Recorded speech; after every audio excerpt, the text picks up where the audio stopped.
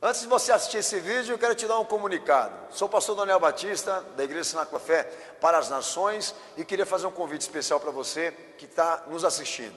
Passa pelo nosso site, horadaverdade.com, site oficial da nossa igreja, onde nós vamos ter um encontro marcado ali todas as quintas-feiras, às 8 da noite, e aos domingos, 7 da noite, nos nossos cultos ao vivo. Nosso ministério com compromisso de transmitir todo o conteúdo desse culto para a edificação do teu coração. Horadaverdade.com, vou ficar muito feliz de te conhecer, de poder estar junto com você, com certeza, num só corpo, numa só fé, num só amor ao nosso Senhor e Salvador Jesus Cristo. Um beijo, um abraço, te vejo lá.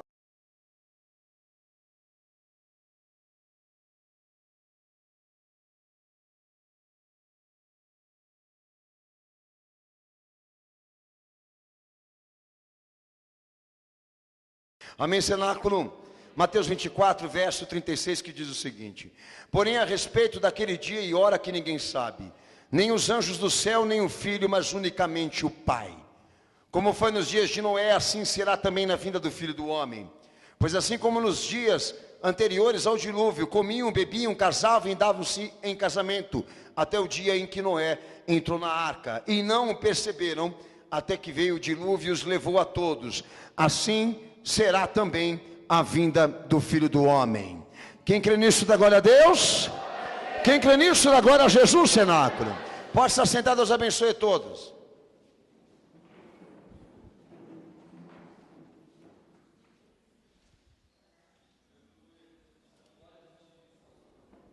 Deixa eu dizer uma coisa para os irmãos, tomem cuidado com esse tipo de colocação, porque ela é tendenciosa e maliciosa.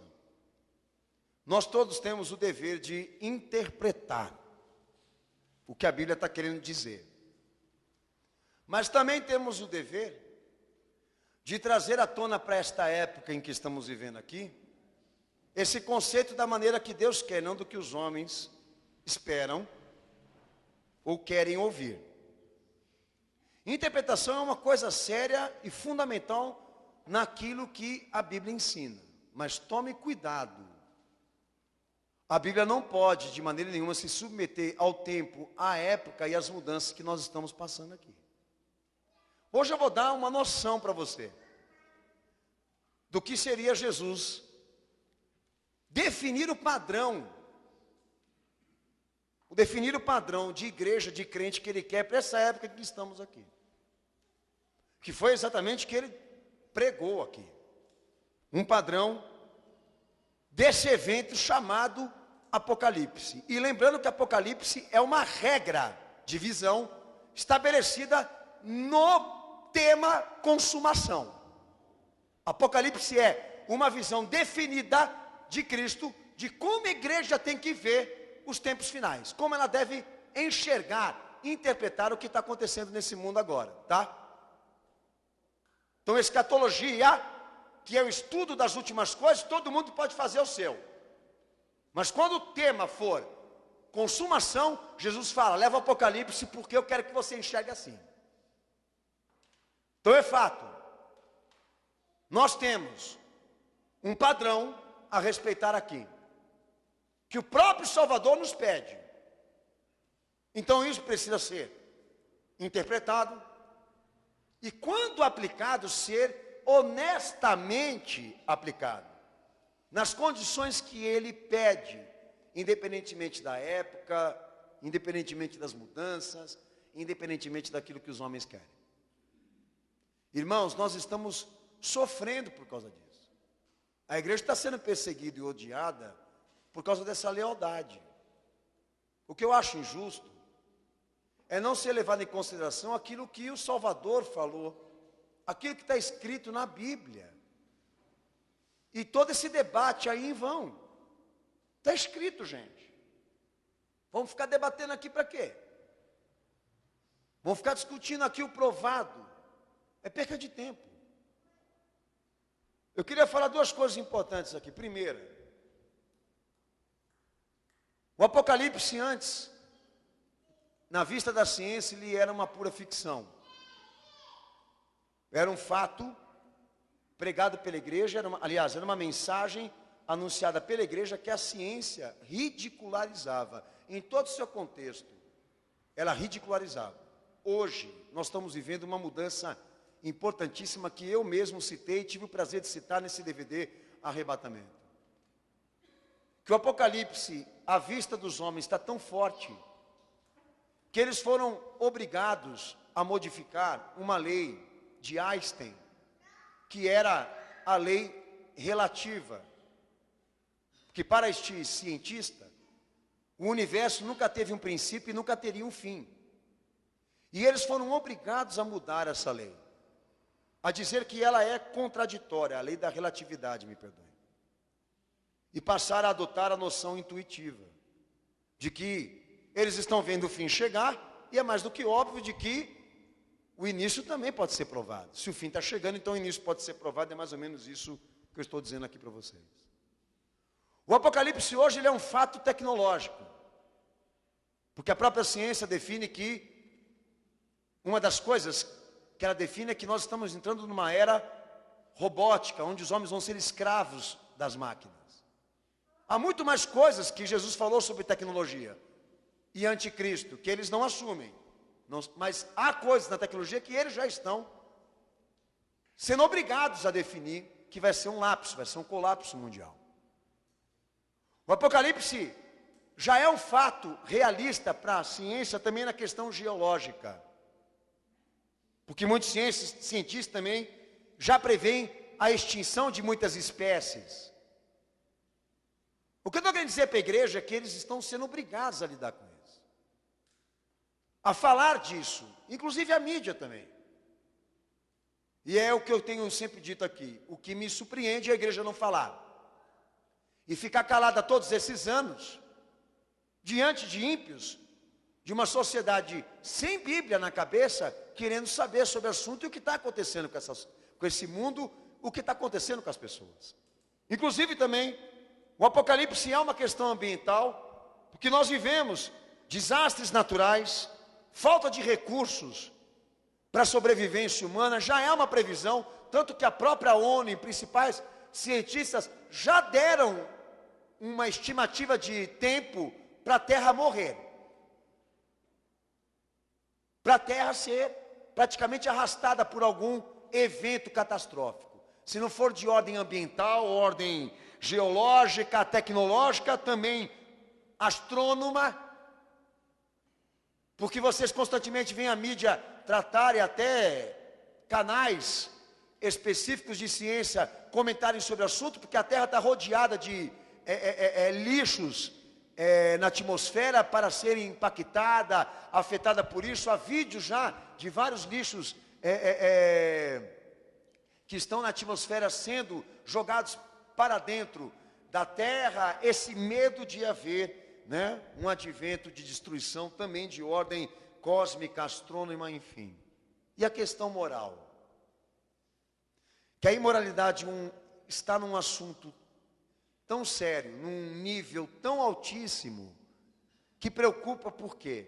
Porque a psicologia não está dando conta desses problemas. Os gestores públicos não estão dando conta de reverter a situação moral dos homens aqui, onde nós estamos nesse momento vivendo com eles.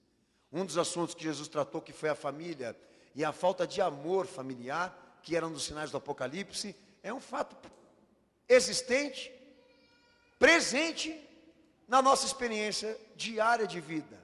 Então nada daquilo que, aliás, tudo aquilo que o Apocalipse pregou, anunciou, é um fato concebido, real, por todos nós, seja cristão ou não cristão.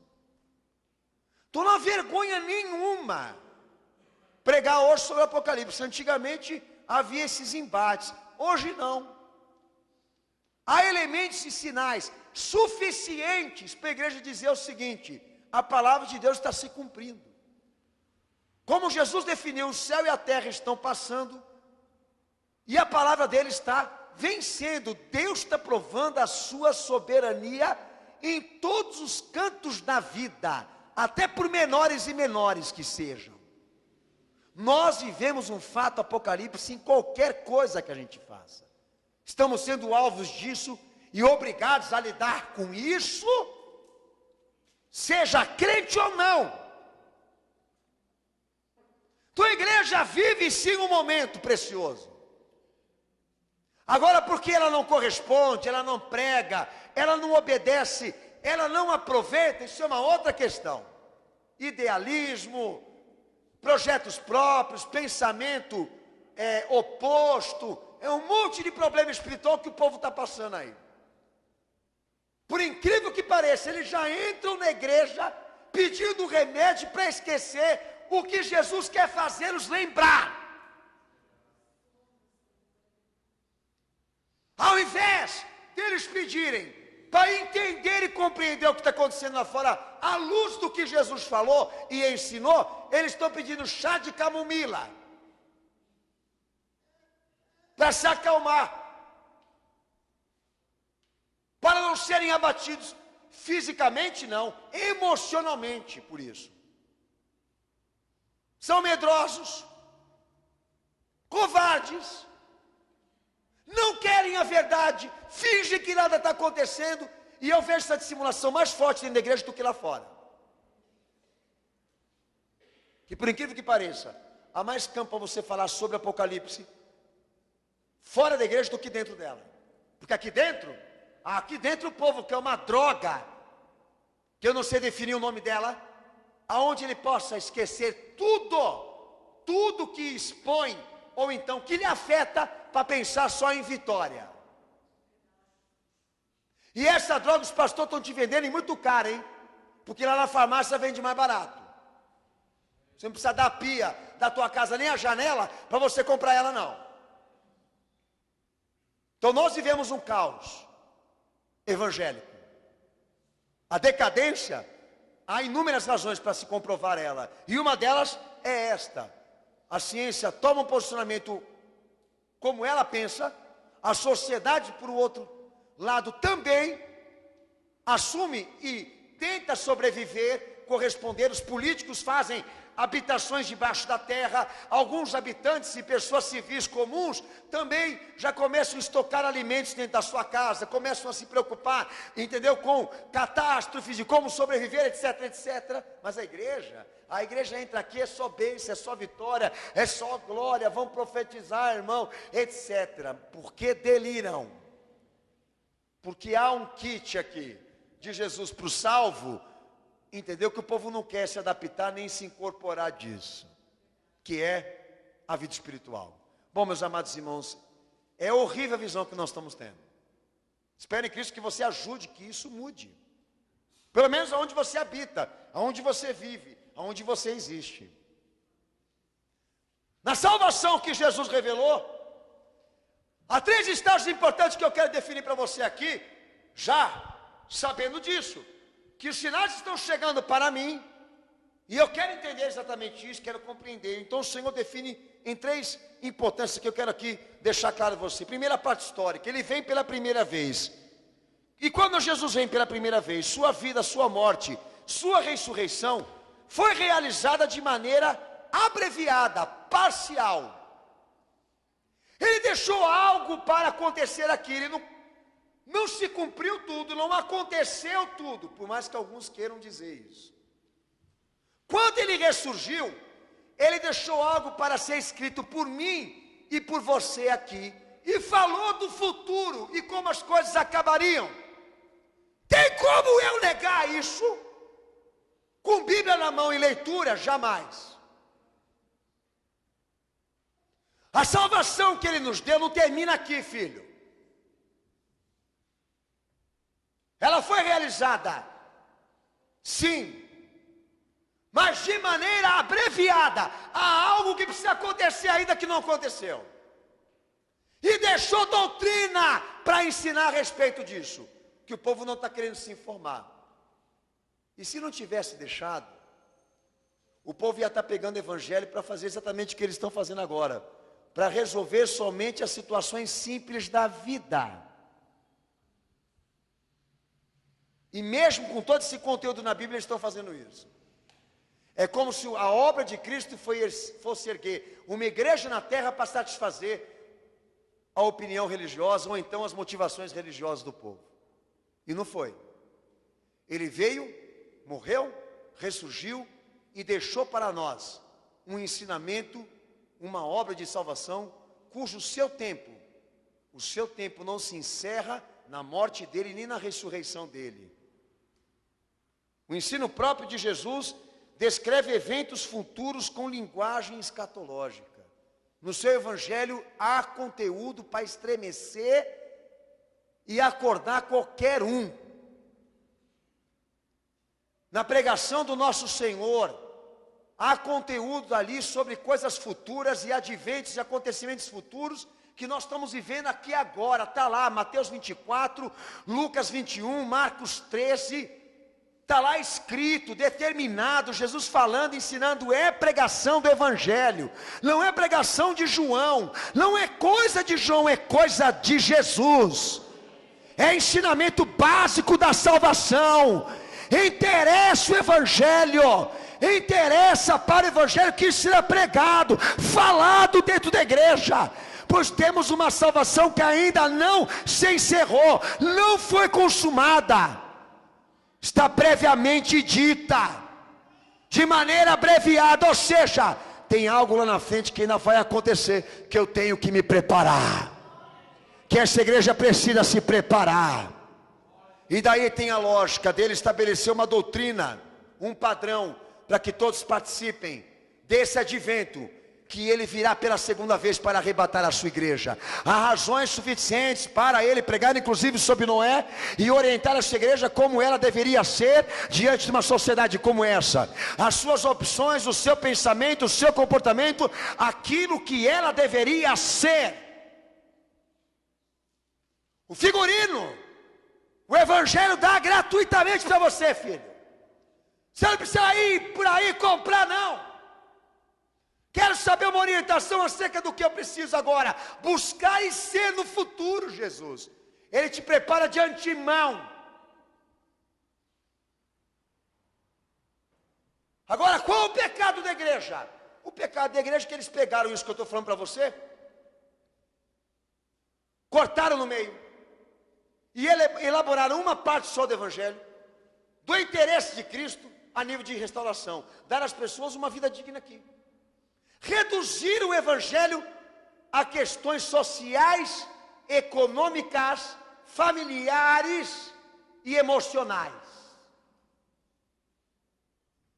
Transformaram Jesus num filósofo. E nós estamos vendo esses caras pecar descaradamente, com o alvará, com a permissão do povo. O Apocalipse não é um tema tratado no Apocalipse livro. A escatologia, a doutrina apocalíptica está no Evangelho. Eu li aqui para você, está aqui, ó. É coisa dele. É ele dizendo para aqueles que assumiram a salvação: ouça bem essa palavra, se prepare como ela te pede, porque salvação não é uma coisa adquirida em um ato de fé só, mas é um propósito de vida que você recebe, carrega consigo, cuida, zela, santifica, para apresentar diante dele, quando ele for glorificado, quando ele se manifestar, para recolher a sua igreja.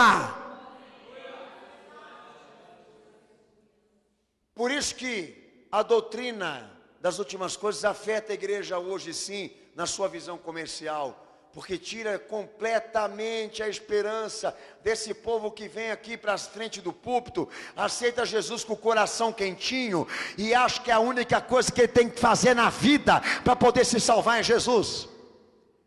Boa que o meu Senhor deixou claro: filho, para você ser salvo, você não deve só começar, você deve começar, desenvolver, perseverar, e quando chegar lá no fim, ele olhar para você e gostar do que ele vê.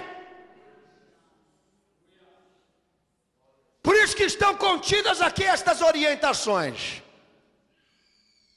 acerca de como nós devemos encarar, ou então proceder, diante dos adventos que estão chegando para nós aí, que envolve a nossa vida, poxa vida, né? Agora está todo mundo preocupado em não ter a marca da besta.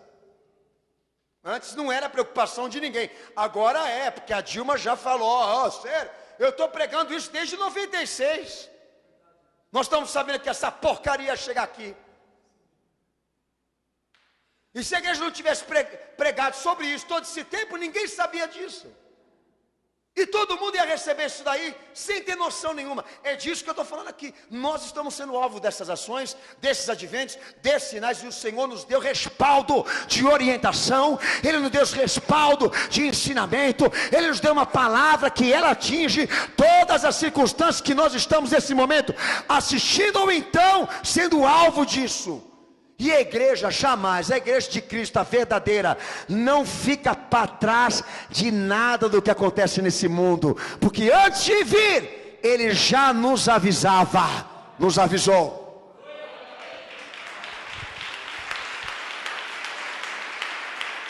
Bom, irmãos, se nós temos então uma salvação parcialmente abreviada, se o Senhor descreve eventos futuros com linguagem de que as coisas vão ficar feias, difíceis, nós temos que nos salvar. E esperamos uma segunda vinda gloriosa de Cristo para uma consumação do Evangelho. Daí o Senhor, preocupado com a igreja, com os crentes, com os salvos, Ele entra na questão do padrão do evento. Jesus vai voltar, a igreja vai ser arrebatada e o mundo vai ser colocado à disposição para que Deus julgue severamente os homens ímpios. Ponto final. Senhor, eu quero entender como isso vai acontecer. Vem aqui que eu vou te explicar direitinho como isso vai acontecer. E o Senhor entra na questão de padrão. Como isso vai acontecer com base naquilo que historicamente já aconteceu. O que Ele fez com Noé aqui poderia ser perfeitamente também elaborado como fez com Sodoma e Gomorra, e Ele usou como exemplo o que aconteceu com aquela civilização, o que Deus vai fazer com essa que está aí. E não adianta a bicharada ficar nervosa, porque isso é bíblico. Não adianta, tá? Ficar afetado, a mocinha aí. É bíblico. Não, mas Sodoma e Gomorra é coisa antiga, não é não, filho? Não é não. Na mensagem, na pregação de Cristo, não. É exemplo. Mas padrão de advento, Jesus dizendo: o dilúvio e a vinda do Filho do Homem são parecidos a nível de operação, de acontecimento, e Ele entra no mérito de exemplar como isso vai acontecer. Quem testifica diz amém. Porque há uma doutrina, há um ensino básico, e a primeira coisa que Jesus ele cita aí, Ele prega, porém, a respeito daquele dia e hora que ninguém sabe, nem os anjos do céu, nem o Filho do Homem. Ele está se referindo ao dia da vinda dele e do arrebatamento da igreja, mas unicamente o Pai. Será como nos dias de Noé. A vinda do Filho do Homem, necessária como sendo também o dilúvio. O que tem a ver o que aconteceu no dilúvio com aquilo que Jesus está pregando aqui, que é a sua vinda e o arrebatamento da igreja.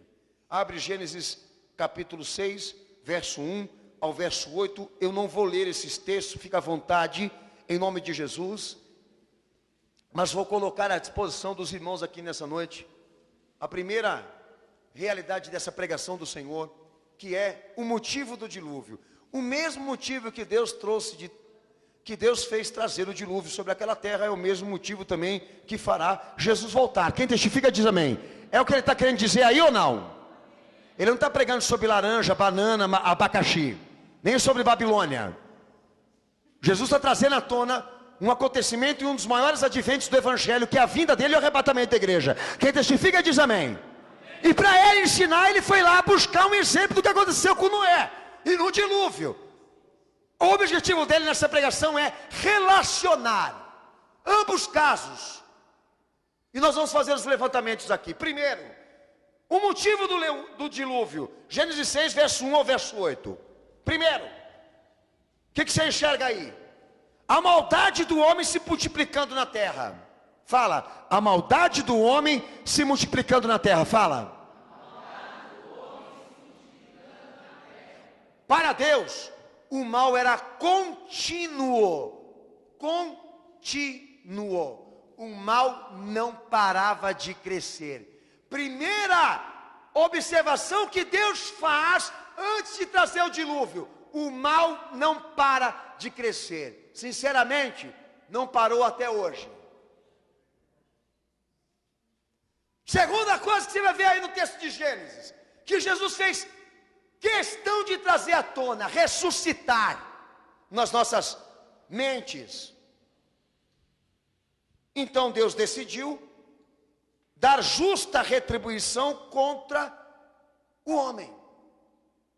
O mal é contínuo.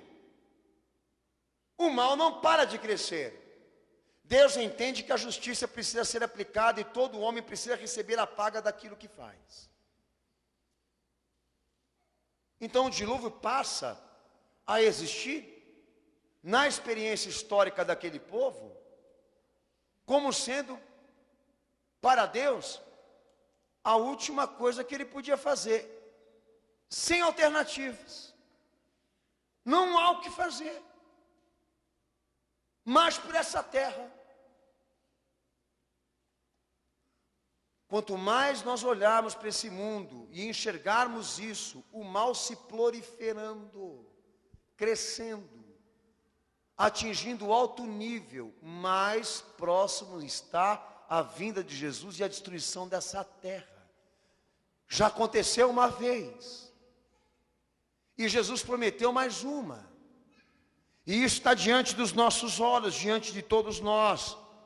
Só não enxerga quem não quer. Terceiro ponto, que está em Gênesis aí, que eu abri, capítulo 6.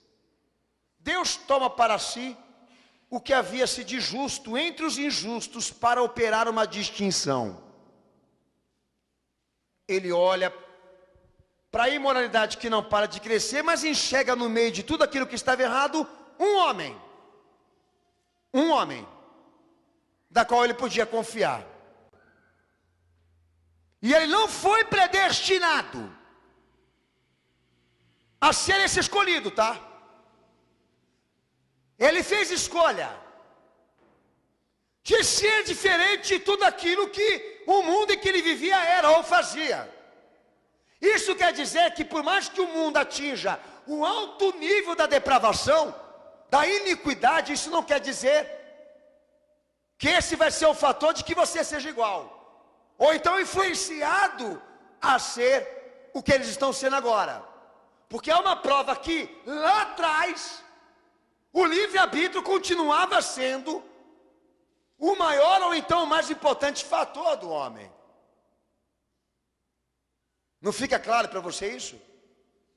Mas a Bíblia também não fala, pastor, que as más companhias corrompem os bons costumes na vida de gente fraca, de gente de cabeça fraca. Isso pode sim. Mas de um crente não, eu tenho que ir pela experiência histórica, está aqui. Deus toma para si um justo entre os injustos, e por intermédio deste homem ele tenta fazer uma distinção de tudo que estava errado lá. E não se tratou de uma predestinação, mas de alguém que Deus achou, que Deus encontrou, como poderia ser você e eu aqui. Quarto ponto. Lá em Mateus 24 e Lucas 17, Jesus ele cita o padrão moral da sociedade e menciona como retrata as condições precipitadas desse julgamento. Ou seja, Jesus lá no texto que eu te citei aqui, ele explica por que o dilúvio veio de maneira antecipada. Mateus 24 e Lucas 17. Tá? Por quê? Porque o pecado não parava de aumentar. A iniquidade não parava de disseminar maldade. E Jesus retrata isso. Uma condenação antecipada, precipitada, porque a condição da sociedade naquela época era insuportável para Deus. Está aí no texto de Gênesis, está aí na tua Bíblia. Fica claro e evidente que quanto mais o pecado aumentar, quanto mais a iniquidade aumentar, quanto mais o nível da imoralidade tornar altíssimo, superar as gerações passadas, mais próximos estamos da vinda do Filho do Homem. Mas eu quero citar aqui Romanos 8, 28, verso 30. Romanos 8, 28, verso 30. Eu quero citar uma coisinha aqui para você aqui. Bom, Deus teve um motivo para trazer o dilúvio, historicamente, para aquela sociedade lá atrás. O mal e o pecado é a principal razão. E Deus teve um achado, Noé. A única coisa que ele conseguiu encontrar no meio de tudo aquilo que estava permitido. Há alguns aí que incitam que Deus faz escolhas. A Bíblia é a favor de que quem escolhe é o homem. Deus só julga. Ele deu o filho dele para morrer na cruz do Calvário por todo pecador. E você escolhe se você quer ou não se salvar. Isso é fato. Predestinação no Evangelho, em toda a Bíblia, filho. Não existe. Você faz o teu futuro, você faz a tua história, você vai ser o que você quer ser. Mas sabe, pastor, eu não tive sorte na vida. Mentira! Você quis ser o que eles foram também e acabou dessa maneira. Porque se quisesse mudar, tinha condição de mudar. Não é porque o pai é maconheiro, é bandido que você vai ser. Aí nas vias comuns tem gente que prova isso que eu estou te pregando aqui agora, consegue reverter, estuda, se forma, vai ser alguma pessoa de conteúdo moral na sociedade que está com pai bandido e mãe bandida. Quem já ouviu história assim, levanta a mão.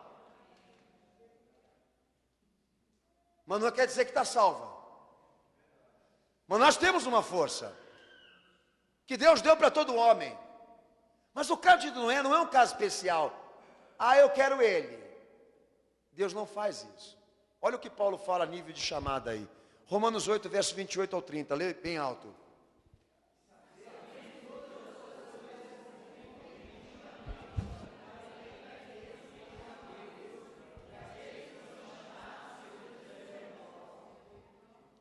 Pode ler.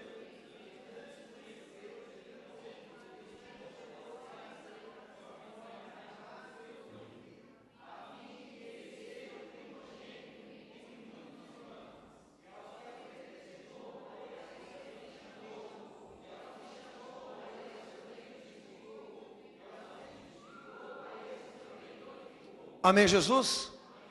Então Paulo ele trata do quê? Ele trata que quando o Filho de Deus veio para a terra morrer pelos pecados dos homens, Deus predestinou todo homem para ser de Cristo e obter ensinamento do Evangelho a fim de que fosse salvo, santificado, transformado, regenerado da ordem da queda de Adão. É a mensagem básica do Evangelho. Se há uma predestinação para conversão, para arrependimento, para transformação, e todos nós vamos escolher isso, e Deus dará direito a cada um aqui de escolher o caminho que quer e ter consequências da escolha também. Ponto final. Deus encontra um justo diante de uma sociedade injusta e não foi por escolha dele, a escolha foi de Noé. Isso estava sendo praticado por esse homem lá. Não tem gente especial nessa história aí. Não tem coisa especial. No meio do pecado, filho, não tem coisinha especial não. Esse homem quis ser reto, íntegro, justo, preservar os ensinamentos, ser leal ao Deus Criador, enquanto os outros quiseram se corromper e ponto final. E a hora que ele encontrou o indivíduo lá, ele pegou para ele. Como poderia ser com você? Com qualquer um. Pastor é uma pessoa ótima. Se for ótima, vai vir quando Deus chamar. É uma pessoa maravilhosa. Se quando Deus chamar, ele vai vir. Vai ter os ouvidos para escutar. Ele é uma pessoa ótima, mas já rejeitou a batida de Cristo no coração dele 1000 vezes. Então ele não tem nada de ótimo aí não, filho. Coisa boa Deus pega para ele aqui, ó. Chama e ele vem. Chama e ele vem. Porque Deus sabe que ele pode estar perdido, mas ele quer. Ele quer. Foi o que te trouxe aqui. Olha o que Jesus fala em Mateus 20:16, no que eu estou tocando aqui. Muitos serão chamados, mas poucos serão. Muitos serão chamados, mas poucos serão. Quem são os escolhidos? Minha mãe mandou bater. Ah, é esse aqui, ó. Moreno alto, bonito e sensual. Vai virar piada, vai virar novela isso, né? Eu quero aquele ali, ó. Eu quero aquela lá. Jesus não está falando sobre essa predestinação que muitos defenderam aí ao longo dos séculos, na reforma medieval, que teve muita besteira sendo pregada lá. O que Jesus está dizendo aí? Todos vão ser chamados. E poucos vão ser os escolhidos, ou seja, poucos vão ser aqueles que vão atender. Grande vai ser a reversão. Pouco vai ser aqueles que vão se qualificar. É simples assim. Deus chama. Vem quem quer. Deus chama. Vem quem crê. A chamada que Deus deu para Noé é a mesma que ele deu para esta geração, que ele ofertou o filho dele na cruz do Calvário. Ou não? Ou não? Então tem dois acontecimentos importantes do que Jesus está pregando aqui, a nível de padrão do evento, da sua vida, do arrebatamento da igreja e da destruição desse mundo. A iniquidade aumenta, Deus tem vontade de destruir essa terra por causa do pecado que não para de crescer aqui, a demanda é a mesma, a visão é a mesma, mas Deus procura entre os que se depravam e tem afinidade pela reversão. Deus procura entre eles se há um justo, que se ele ouvir falar de Jesus, se ele ouvir falar de Cristo, se ele ouvir falar do Evangelho, vai querer. Aonde superabundou o pecado, superabundou a graça. O quanto você pecou não é o problema é, se ele te chamar, você vai escutar e vai vir. Sabe, eu não tive muita sorte na vida. Contar desculpa para outro rapaz. Teve sorte na vida não, você não quis. Deus tem um motivo para destruir essa terra. Lá no dilúvio, a razão era o pecado e o justo que ele encontrou. Quantas razões nós temos para Jesus voltar agora, se ele quiser? Quantas razões nós temos para vermos Jesus rasgar o céu dessa terra e chamar quem é salvo aqui? Todas se cumpriram. Só falta um sinal do que ele profetizou, que é o sinal nos astros, na atmosfera, aquela narrativa da abertura do sexto selo, porque até então, todos nós estamos vendo acontecer isso. Há razões para ele voltar, mas ele não voltou. Por isso que ele pediu vigilância. Se você está vendo que vai chover, você não pega o guarda-chuva. Se você está vendo que as nuvens estão pretas, você não bota aquela tua capa de chuva, lá de Hollywood. Você não bota a bota de pescador. Você não sai lá preocupado, entendeu? Com a enchente. Hoje eu não vou sair com o carro zero, vou sair com o calhambeque. Agora, diante de todos esses sinais, eles agem como se nada tivesse acontecendo. A iniquidade aumentando, a depravação aumentando, chegando dentro da nossa casa, atingindo a igreja, o lugar aonde é sagrado. E eles agem como se nada tivesse acontecendo. Deus, com todas as razões de mandar o seu filho agora para destruir essa terra, mas eles fingindo que nada está acontecendo. Então será como nos dias de Noé? O dilúvio teve um motivo. E se nós temos um motivo como um fato concreto na nossa experiência de vida, é preocupante. Por quê? Porque ele pode voltar essa noite se ele quiser. E o que ficar aqui, ele vai destruir. E o que ele está nesse momento agora, na verdade, procurando, é algum escolhido entre os chamados, alguém que queira ser diferente disso tudo que está acontecendo lá fora, você entendeu?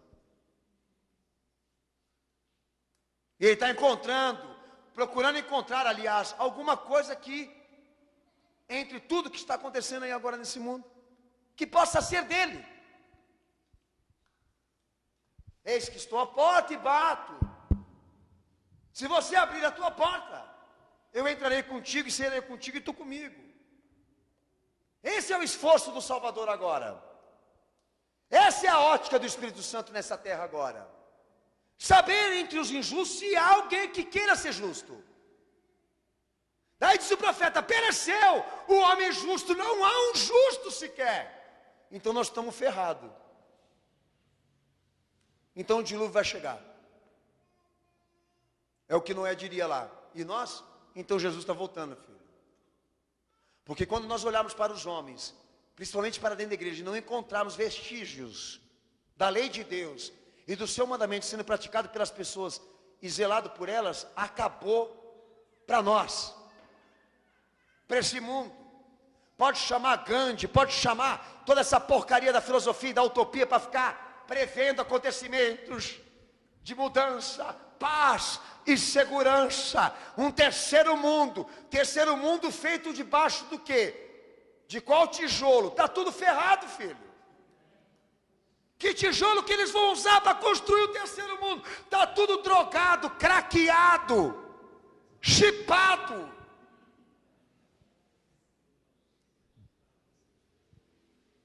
Você liga a televisão, é só sujeira, é só imundícia, é o pecado querendo ser aceito toda hora, todo dia. É um sistema, é uma organização projetada para gerar o que é uma sociedade maligna.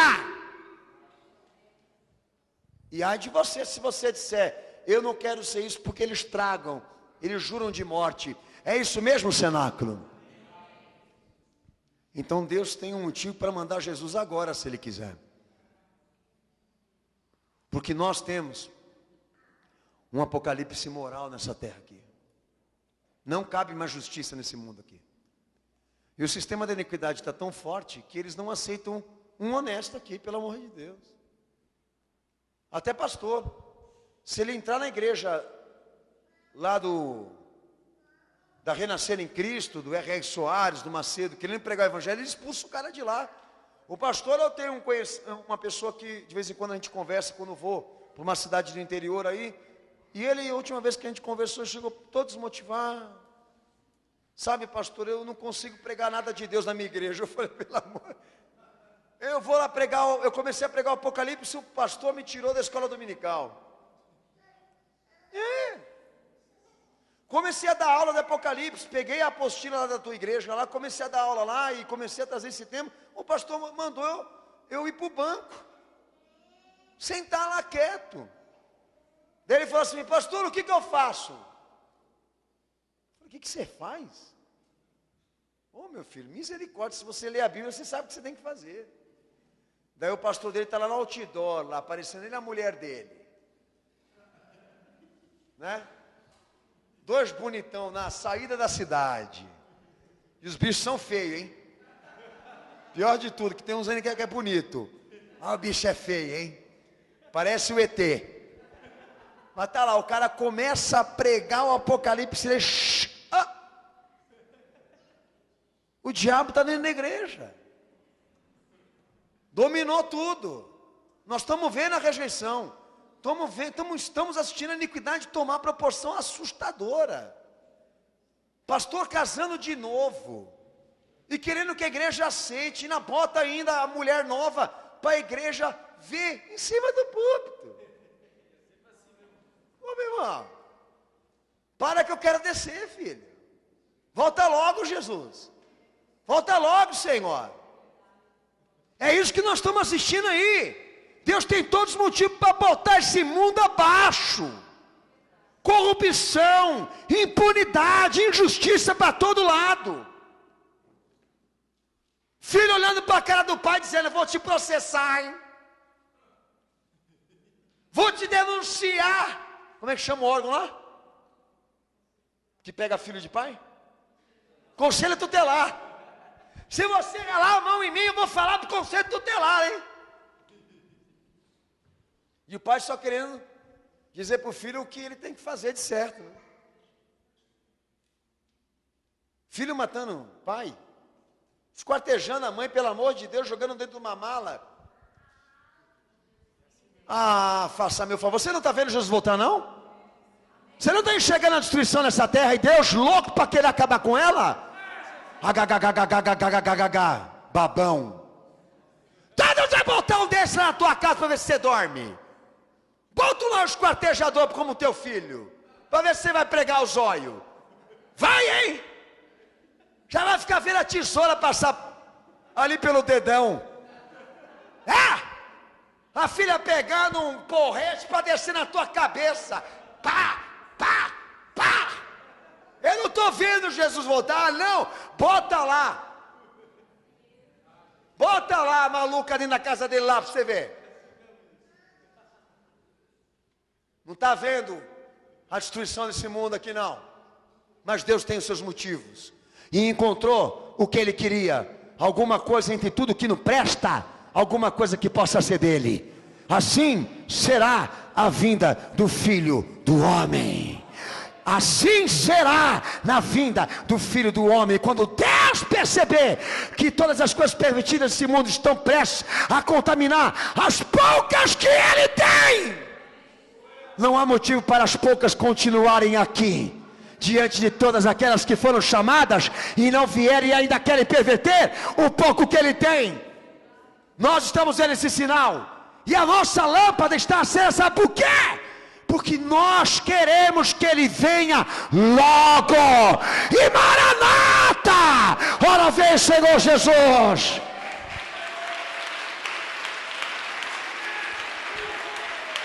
Aleluia. Pois assim como nos dias que antecede o dilúvio, versículo 38 de Mateus 24. A destruição que ele anunciou, com os motivos que ele tinha, não foi repentina, imediata. Primeira coisa, Gênesis 6:3 que você abriu, e lá em 1 Pedro 3, versículo 20, amém? Se define biblicamente que Deus indicou, com a longanimidade da sua misericórdia, um prazo de 120 anos para destruir aquela civilização com água. Deus não destruiu de maneira imediata, ele deu um tempo para que todos soubessem que isso ia acontecer. A misericórdia de Deus existe. O amor dele visita gerações. Deus não tem vontade de sangue, ele não quer beber sangue de ninguém. Ele tem um motivo para destruir. Há motivos dele acabar com tudo isso daí. Mas ele quer dar tempo, e mostra isso por intermédio de Noé, de que as pessoas enxerguem isso. Nós estamos aqui para isso. E gozando desse privilégio de que Jesus fala em Mateus 24, 22. Abra aí. Mateus 24, 22. Lê bem alto esse texto para o pastor.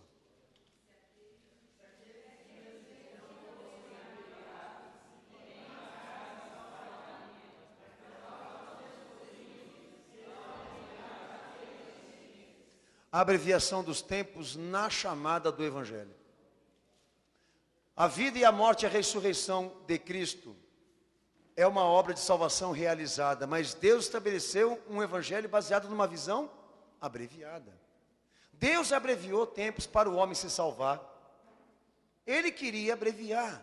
Por quê? Porque a intenção dele é de que toda essa perca estimada pelo pecado, toda ela que foi realizada debaixo da iniquidade, fosse recuperada. E nós estamos sendo beneficiados por intermédio dessa graça, dessa misericórdia. 2000 anos que esse evangelho está sendo pregado aqui nessa terra. Tá bom para você? Há 2000 anos, Deus assiste essa terra fazer o que ela quer do evangelho. Quando não nega, despreza, pisa ou então aceita. Nós não temos esse levantamento aqui. Só Deus pode dizer o que foi feito em torno do evangelho ao longo desses anos todos, desses séculos todos. Mas a visão deve ser lamentável, porque houve sim registros de desprezo, de rejeição. A própria crucificação do Senhor já demonstra o tipo de sociedade que Deus amou e deu um filho por ela.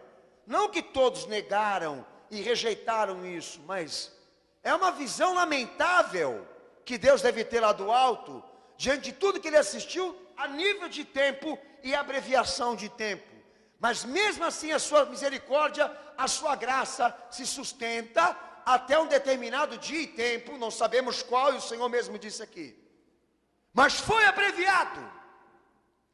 Não sabemos o tempo, lá foi 120 anos para Noé. Para a vida de Cristo não há calendário. Há sim uma visão histórica de que já se passou muito tempo e a iniquidade chegou no nível máximo. Será que nós vamos ter mais chances? Mais dias? Mais tempo? Ele abreviou para que os escolhidos se salvassem, para que quando Deus fosse chamar alguém que quisesse ser justo, e se arrepender, e se converter e aceitar a Cristo, Ele pudesse constituir a igreja para vir arrebatar.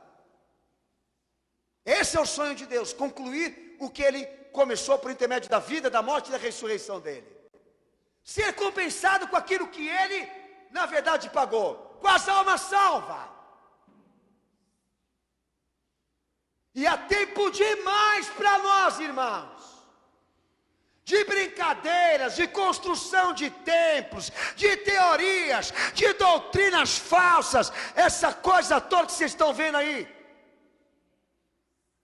esse lixo, feito com o nome evangélico, já é uma amostra para você, que não há mais para onde ir.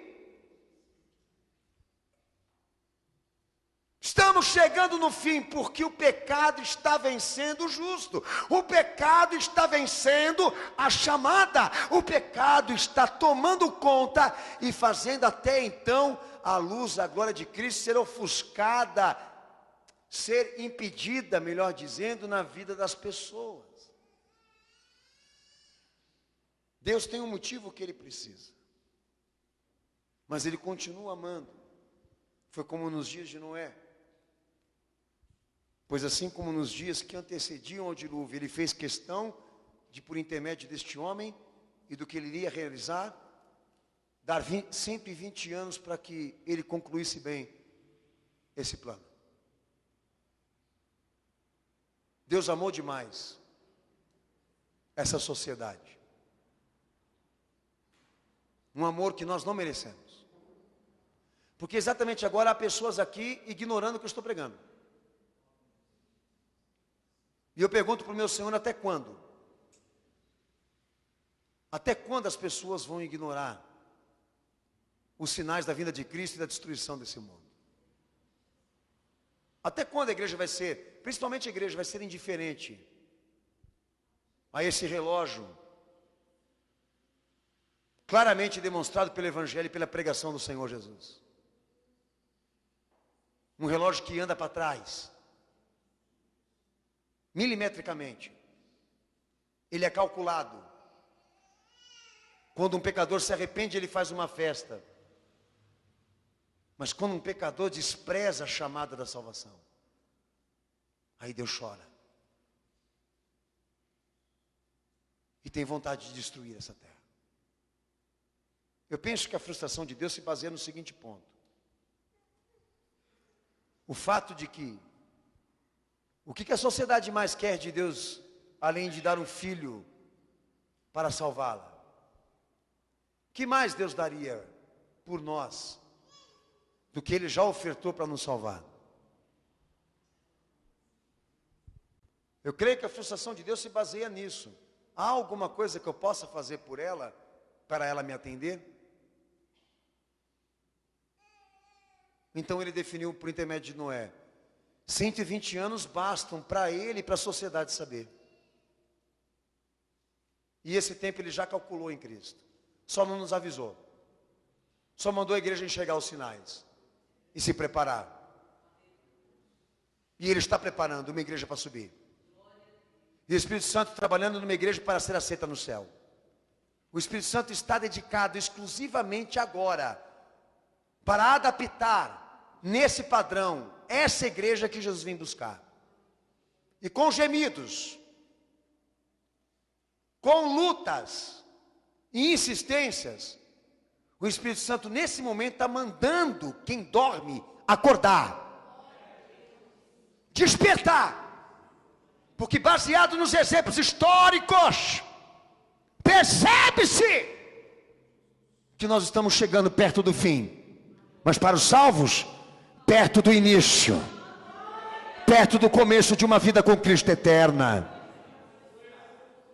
Segunda coisa, nível de preparação que Deus estabeleceu por Noé, que serve de exemplo para a igreja. Nesse tempo, pela ordem, Noé deveria construir uma arca. Quem testifica diz amém. Obedecer às instruções cuidadosamente a respeito do que Deus havia pedido para ele. Quem já leu esse texto, levanta a mão. Quem já leu, levanta a mão. Amém. Medida, estatura, profundidade, largura. Deus deu tudo definido, esquematizado para esse homem construir a gosto de Deus. Quem testifica e concorda diz amém. Ah, mas isso aí, pastor, é só para Noé. Não é não. Efésios capítulo 4, verso 12 e verso 13. Abre a tua Bíblia agora. 120 anos para Noé. Para nós foram 2000 anos, contando a partir da ressurreição. Deus determinou pelo Evangelho que também há uma arca para ser construída em vida dentro de nós. Lê o texto bem alto aí, cenáculo.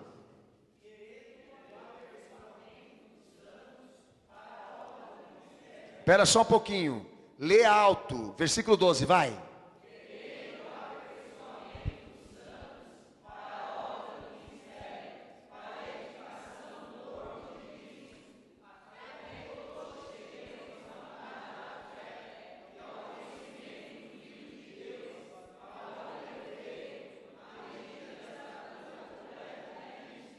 Perfeito. Amém, está ótimo, irmão.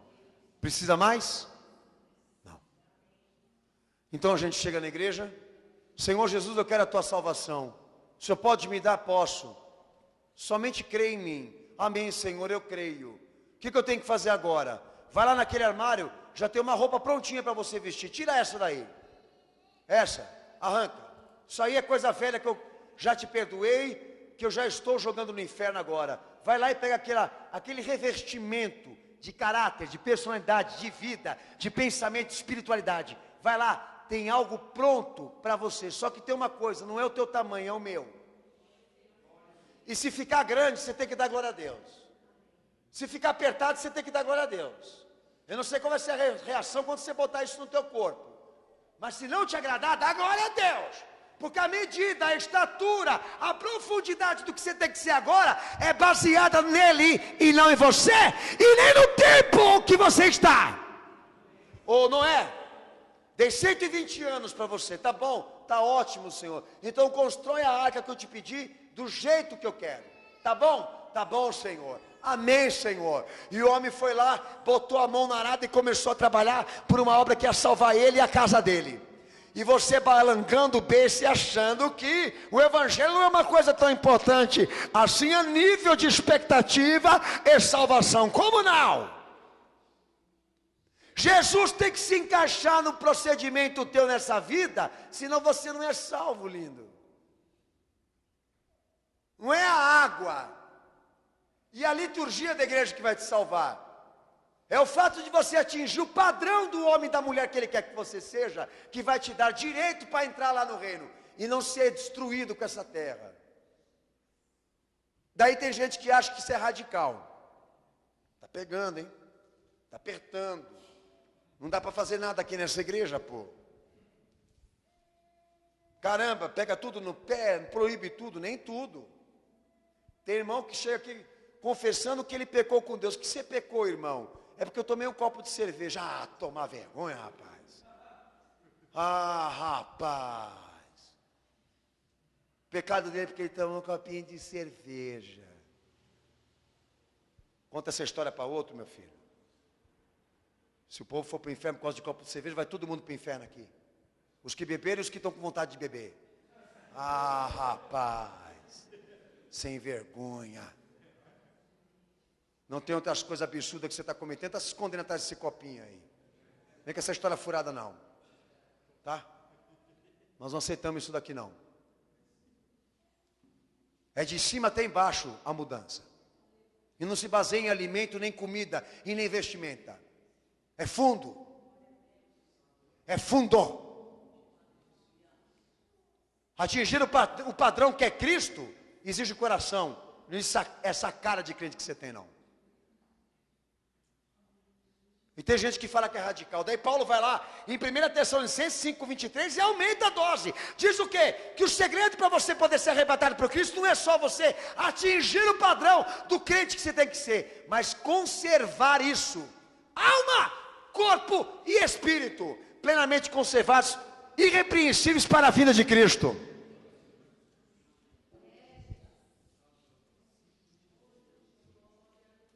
O Noé obedece às minhas instruções e levanta a arca. É o que vai te salvar. Te dei 120 anos. Quando esse homem entrou dentro da arca, e o anjo fechou a porta e lacrou, começou a chover do alto e da terra. E Deus viu em Noé o quê? A obediência desse homem. Em atingir aquele plano no tempo que Deus estimou. É isso que Jesus espera da igreja, não que ela chegue a tempo, mas que ela viva esse procedimento todo dia. Por quê? Por que Jesus não revelou o dia em que ele vai voltar e a igreja vai ser arrebatada? Porque ele não quer que todos sejam crentes em um dia só. Mas que esse procedimento de construir perspectiva de nova criatura, cristão e crente ou cristã, seja todo dia, irmão. E quando você atingir esse coração, essa vida consagrada para Cristo, preserve, guarde ela. Porque é isso que vai te salvar quando Ele se manifestar no céu. É isso que vai te salvar quando Ele vier. Foi estabelecido por Deus que Ele faria uma aliança com Noé e com todos os ocupantes dessa arca. Falam de campanha família. Campanha para a família. Noé teve uma campanha para a família. Botar martelo e prego na mão de todo mundo. E um balde de piche para todo mundo trabalhar. Ele mais 7 da casa dele, vamos lá, porque agora eu e vocês vamos construir essa arca aí, campanha para a família. Precisamos ser crente, convertido e confirmado nisso, até o dia da vinda de Cristo. É o nosso projeto aqui dentro desse lar. Vê se ele faz isso, se ela faz isso. A maioria deles só entram na igreja para agir com procedimento de cura de certas situações da vida. O que eu estou pregando aqui, dificilmente você vai ver hoje dentro das igrejas pessoas querendo aplicar o seu futuro para Cristo. Poucos, hein? O que Jesus fez na tua vida? Me tirou da droga. O que Jesus fez na tua vida? Me deu um carro. É só situação. É só ocorrências da vida que as pessoas estão querendo restaurar com Cristo. Eu estou falando de algo muito maior do que isso. Corpo, alma, espírito. Tudo que integra um homem nesta vida, Deus quer a marca de Cristo. Paulo pede a autopreservação, não porque ele tinha essa visão, porque é o pedido do Senhor. Vigilância para nós não é pouco. Não pode ser desprezada. Deus fez uma aliança com quem? Com aqueles que vão habitar na arca. Com quem Deus fez aliança? Foi com aqueles que foram comer, beber, casar, criar empresa, ser empresário, ser sucedido, ser famoso, não. Com quem Deus fez aliança na época de Noé, que Jesus está querendo transferir para você aqui hoje? Com aqueles que estavam batendo martelo e construindo para Deus aquilo que Ele pediu.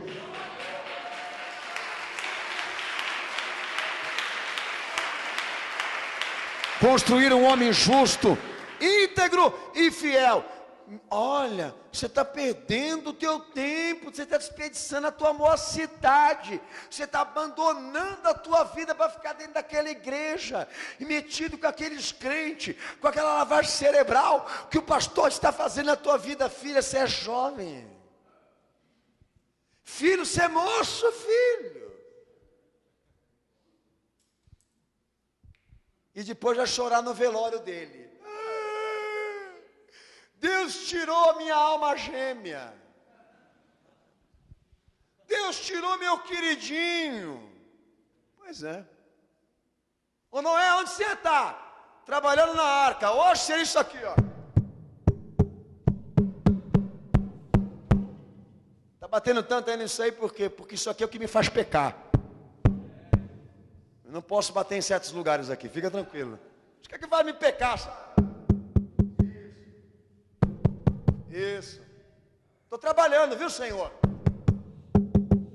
Para quando o Senhor voltar, encontrar a arca prontinha para mim poder te receber lá na glória, aprovado disso tudo que eu estou fazendo pela fé. Tá bom, Senhor? Não tenho carro, não tenho casa como eu gostaria, não tenho dinheiro como eu gostaria, não tenho a beleza que eu gostaria, mas em compensação, Senhor, estou trabalhando.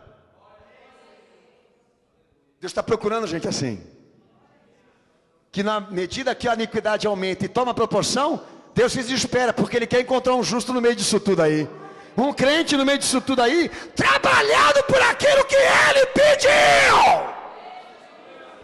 Você está indo lá na igreja para quê? Para pedir oração pela pedra no sovaco? Pede por uma coisa melhor do que isso aí, filho. Mas pastor, eu estou com caroço aqui, mas começa, entendeu? Pela oração de cima para baixo. Pelas coisas mais excelentes, depois você chega nessas aí. Deus vai te dar também um sovaco novo. Entendeu? Olha pelas coisas mais excelentes, você está carregado, você está endemoniado. Entendeu? Você está com uma pombagira tão gorda aí dentro de você, que já dá para ver já até as lateral dela. E agora você me entra aqui pedindo para Jesus tirar a dor de cabeça. Eu estava com uma dor de cabeça, já não tenho mais nada. Vamos dar glória a Deus, povo. Deus deu aspirina para ela. Mas nós estamos querendo ver coisa melhor, viu, filho? Tá? Aqui nessa igreja, olha, pastor, eu não cria em Jesus, agora eu creio. Olha, pastor, eu estava me prostituindo, me emporcalhando, eu estou saindo hoje, estou abandonando esse pecado hoje. Eu estava fumando, me drogando, estava desgraçando com a minha vida. Hoje eu não quero mais essa vida para mim, eu quero me converter, me arrepender. Estou fazendo concerto com Jesus. Vou construir essa arca, hein? Vou construir esse novo homem, essa nova mulher na minha vida. Pode ter certeza, nós somos o seu primeiro a dar glória a Deus, se a gente ouvir isso de você.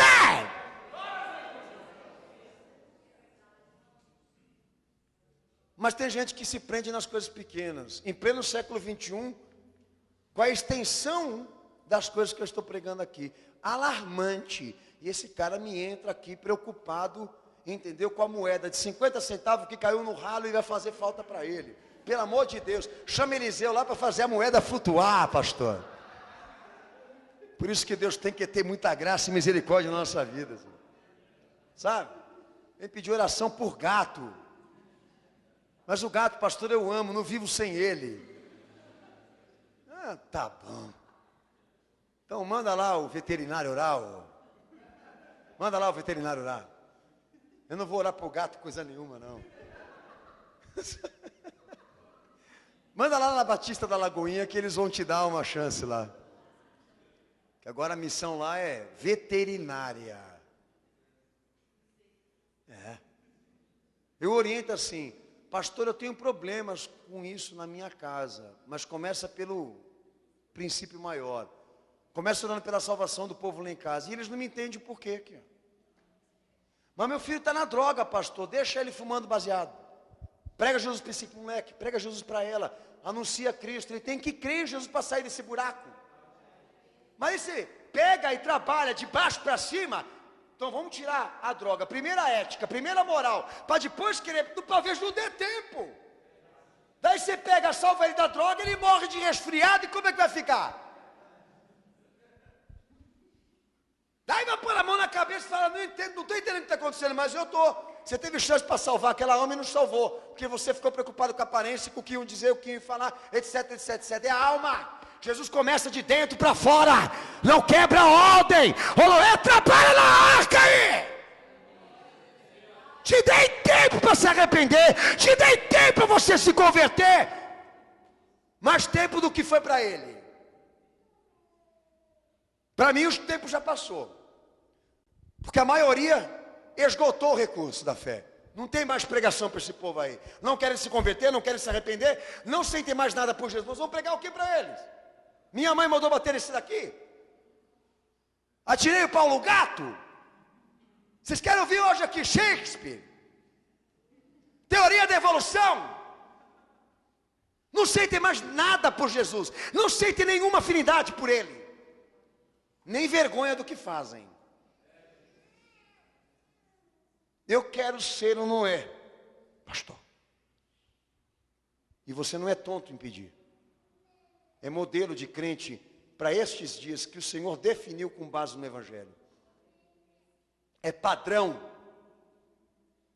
Trabalha na arca do teu testemunho, da tua vida com Cristo. Torne-a impecável, para ela ser jogada na água e flutuar, sem entrar água nela. Por quê? Porque é isso que vai te salvar, você e os 7 da tua casa, não é?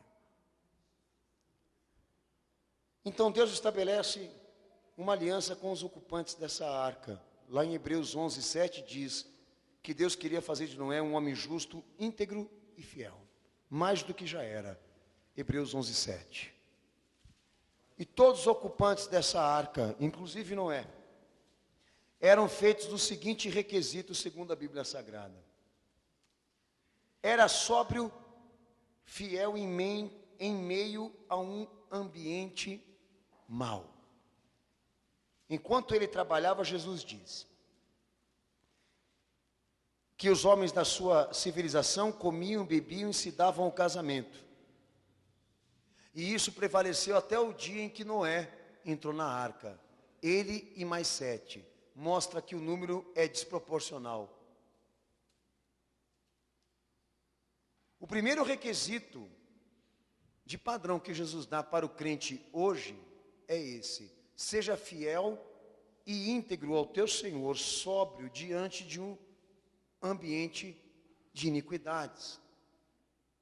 O mal prolifera e cresce, mas Jesus é mais poderoso do que toda essa força para te fazer incontaminável e crente diante disso tudo.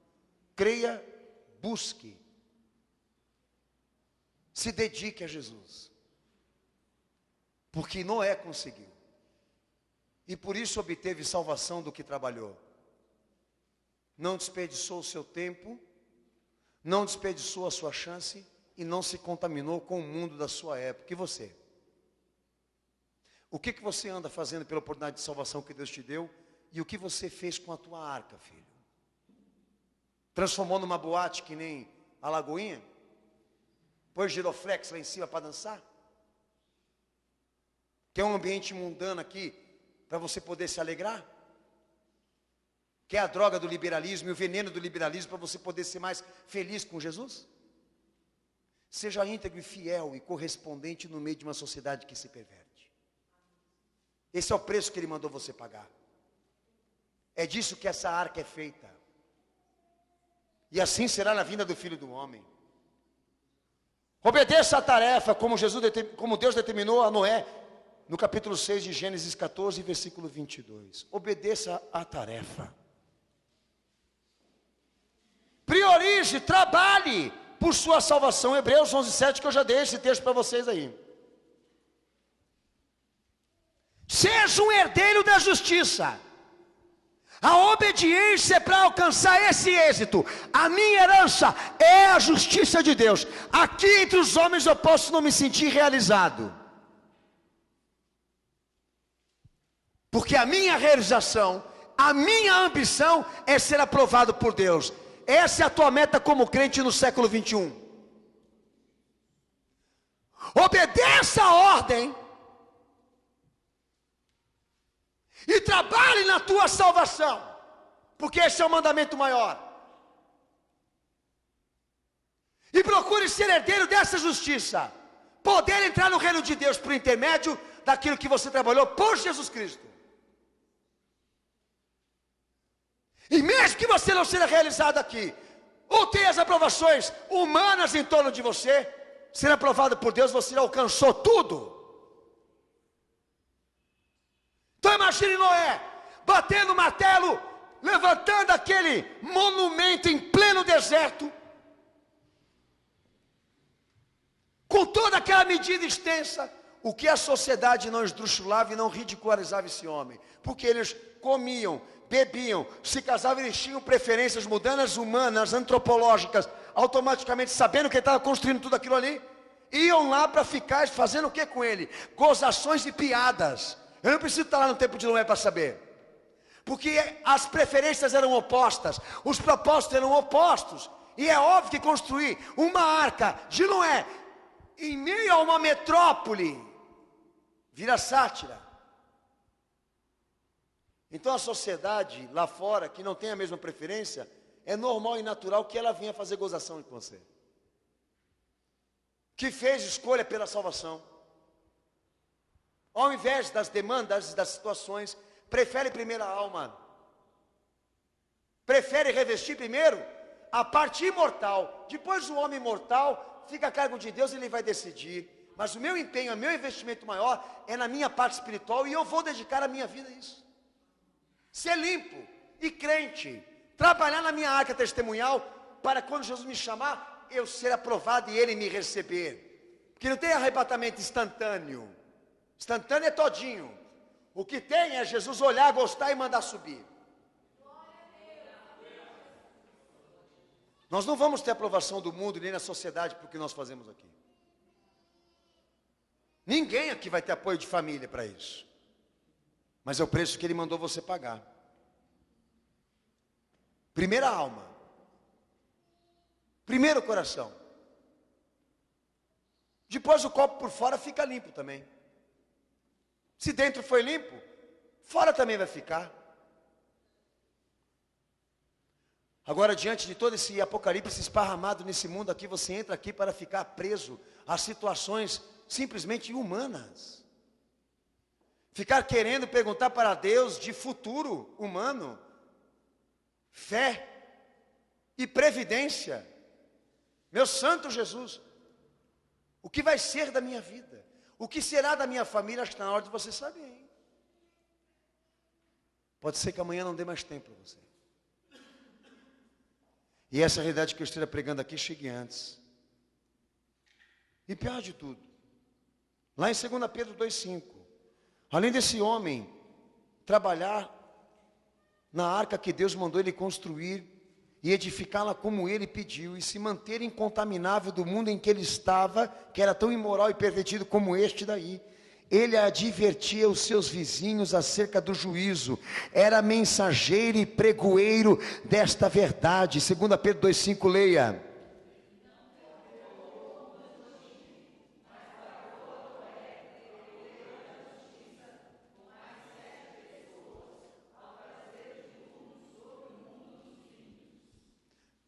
Os ocupantes da arca eram diferentes.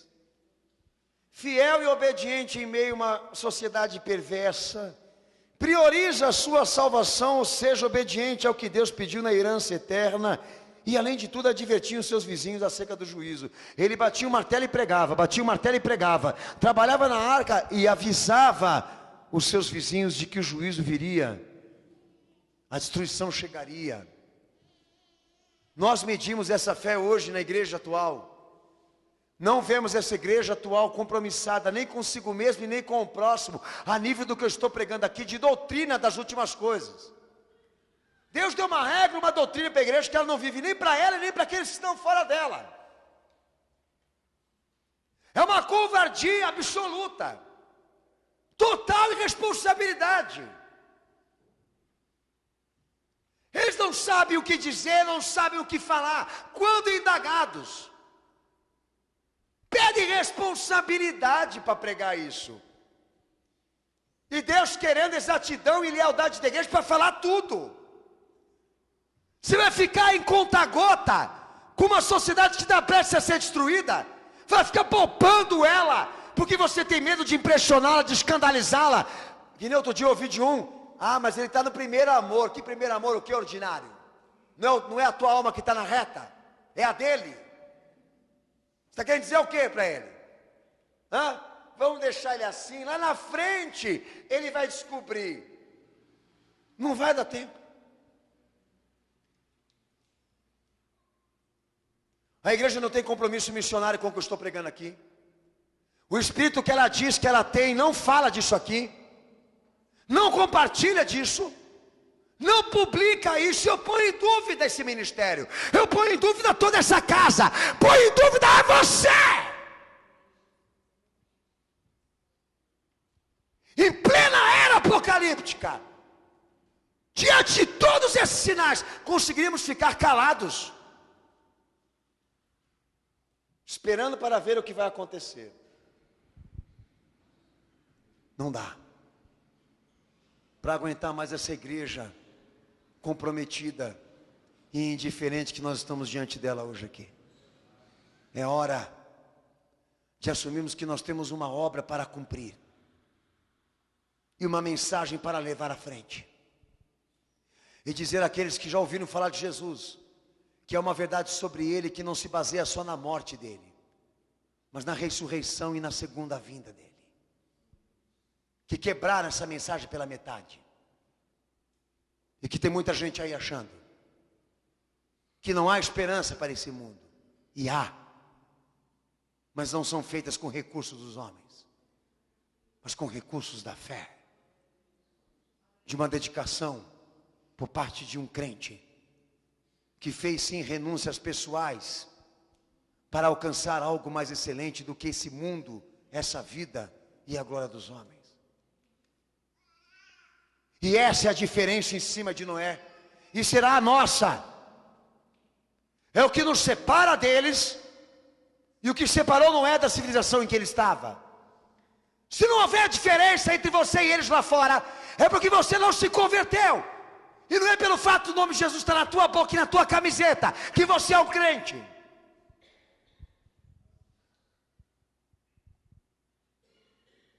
Quero encerrar hoje aqui para te dizer, pode se perguntar até mesmo, em plena época onde o Espírito Santo não era uma dispensação comum entre os homens, da onde esse homem tirou tanta força para trabalhar por isso? Da onde ele tirou tanta confiança para passar 120 anos da vida dele trabalhando em um empreendimento e numa obra que veio por revelação? Eu digo para você da onde?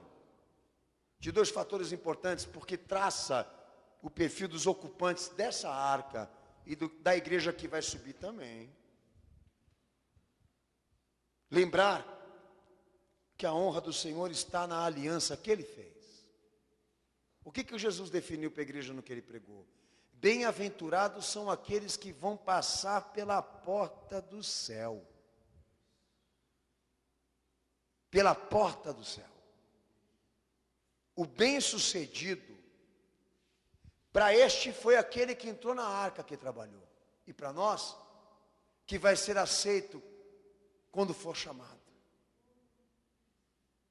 A honra do Senhor está na aliança da tua salvação. Não deixa a sociedade te desprezar quando ela tenta ver em você uma coisa que não se parece com ela. Nós somos chamados para sermos a diferença, a distinção daquilo que está lá. Ou nós assumimos isso aqui ou nós estamos perdidos. Tira da confiança o recurso que você precisa para levantar essa obra. Creia. Bem-aventurado é aquele que vai subir. Bem-aventurado é aquele que quando Jesus voltar, ele vai ver Jesus como é. Bem-aventurado é aquele que vai estar sendo arrebatado ao encontro do Senhor no céu, quando chegar o grande dia.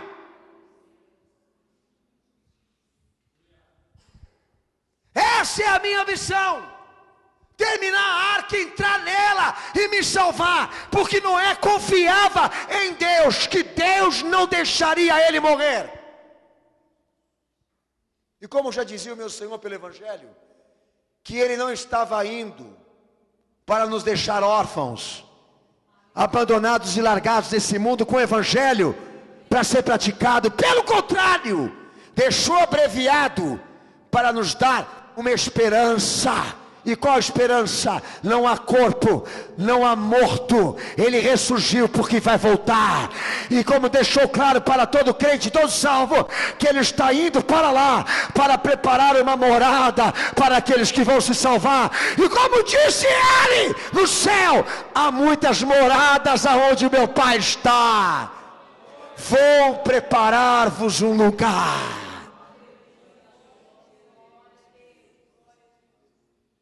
Mas são 2000 anos, né, pastor? Sim. E qual o problema?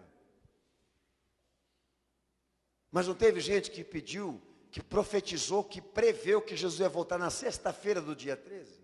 Porque é um retardado, tomou uma cachaça, eu vou fazer o quê? Viu? Muito cinema. Toda profecia tem que se cumprir. E o reloginho está dizendo o seguinte: não há mais nada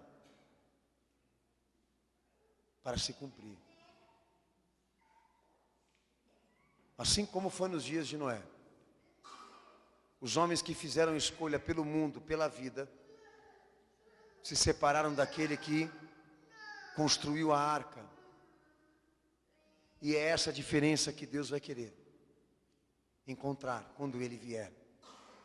E Ele saberá muito bem aonde está a sua igreja localizada.